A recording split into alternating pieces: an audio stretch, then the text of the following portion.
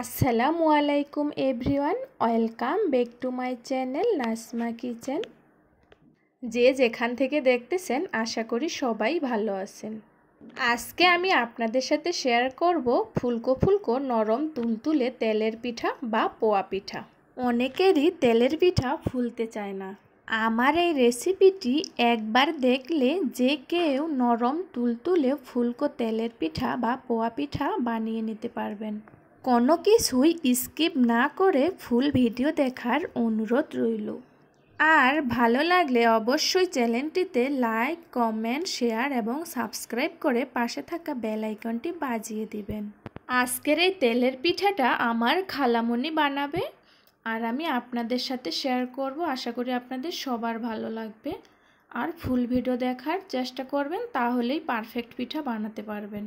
এইখানে আমার খালামণি আটা নিয়ে নিচ্ছে, 4 কাপের মতো আটা হবে। আর এই আটাটা হচ্ছে আতপ চালের আটা, শুকনো চালের আটা, মানে হচ্ছে চালটাকে পানিতে ভিজিয়ে রাখা হয়নি, শুকনো চালটাকেই মেশিনে আটা গুঁড়ি করে নেওয়া হয়েছে। এরপর কুসুম গরম পানি দিয়ে আটাটাকে মেখে নেওয়া হচ্ছে। একবারে পানিটা ঢেলে দেওয়া যাবে না, অল্প অল্প করে নিতে হবে আর মেখে নিতে হবে। এই কাজটা অনেক ধৈর্য নিয়ে করতে হবে, তাড়াহুড়ো করতে গেলে পিঠা পারফেক্ট হবে না।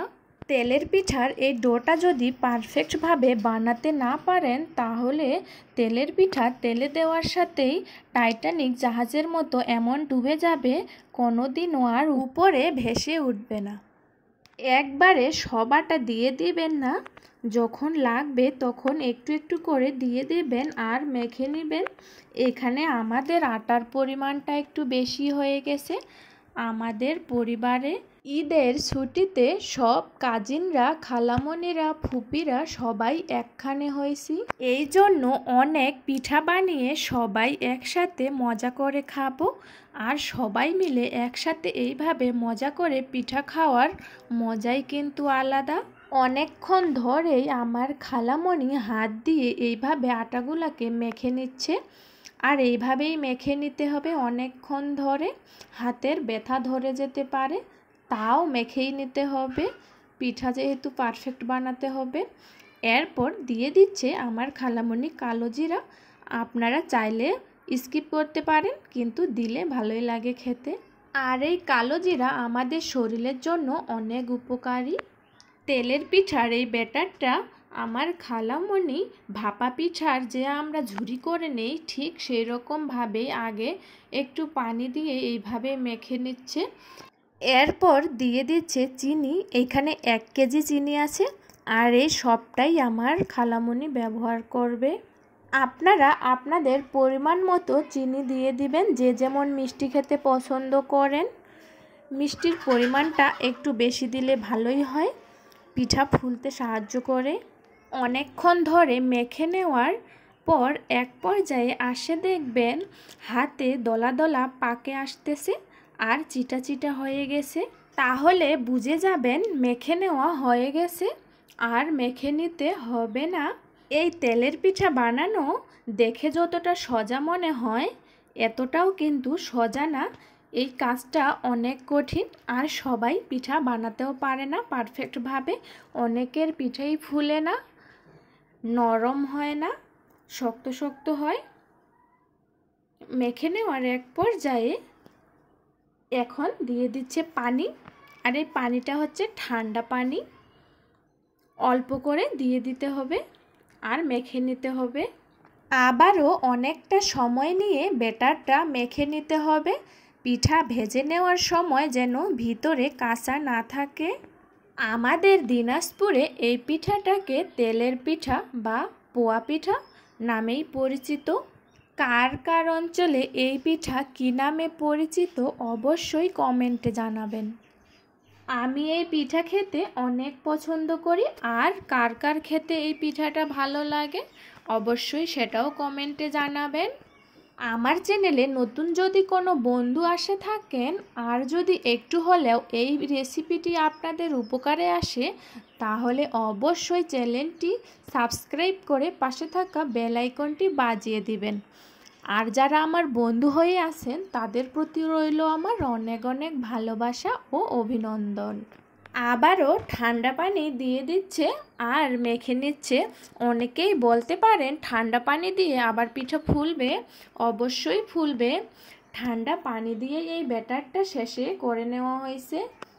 শরীরে যত শক্তি আছে সব শক্তি দিয়ে এখন এই ব্যাটারটা তৈরি করে নিতে হবে। অনেকক্ষণ ধরে অনবরত এইভাবে হাত দিয়ে নাড়াচাড়া করতে হবে। অনেকেই আছে পিঠার এই ব্যাটারটা অনেকক্ষণ ধরে হাত দিয়ে মাখে না, আর এই না মাখার কারণেই পিঠা হতে চায় না। এরপর আবারও আরেকটু পানি দিয়ে দিল, আর এটাই হচ্ছে শেষ পানি দিয়ে দেওয়া, আর পানি লাগবে না। এখন শুধু হাত দিয়ে মেখে নিতে হবে। অনেকেই বলতে পারেন হাত দিয়ে এত মেখে নেওয়ার কি আছে। এই পিঠার গোপনীয় টিপস হচ্ছে হাত দিয়ে এইভাবে মেখে নেওয়া। যত মাখতে পারবেন পিঠা আপনার ততই ভালো হবে। অনেকেই আছে বেকিং পাউডার বা সোডা ব্যবহার করে পিঠা ফুলানোর জন্য, কিন্তু আমরা এখানে কোনো কিছুই ব্যবহার করব না। কোনো কিছু ছাড়াই পিঠা একবারে ফুলে টইটুম্বুর হয়ে থাকবে। 3-4 দিন পরেও পিঠা একবারে নরম তুলতুলে থাকবে। ফাইনালি তেলের পিঠার ব্যাটারটা পারফেক্টভাবে তৈরি করে নেওয়া হয়ে গেছে। এরপর একটা লোহার কড়াই নেওয়া হয়েছে আর দিয়ে দিল সয়াবিন তেল পরিমাণ মতো। তেলের পরিমাণটা একটু বেশি দিতে হবে। তেল ভালোভাবে গরম করে নিতে হবে। গরম হয়ে গেছে, এখন দিয়ে দিচ্ছে ব্যাটারগুলা। এখন শুধু অপেক্ষা পিঠা ফুলার। এই যে দেখুন পিঠা আস্তে আস্তে ফুলা শুরু করে দিয়েছে। এই যে দেখুন পিঠা একবারে ফুলেই গেছে, কত সুন্দরভাবে হয়েছে। একবারে লুচির মতো ফুলে টইটুম্বুর হয়ে গেছে। আপনাদেরকে বলেছিলাম না পিঠা একবারে ফুলবে। আর এই পিঠা বানাতে গেলে পিঠা যদি না ফুলে মন কিন্তু খারাপ হয়ে যায়।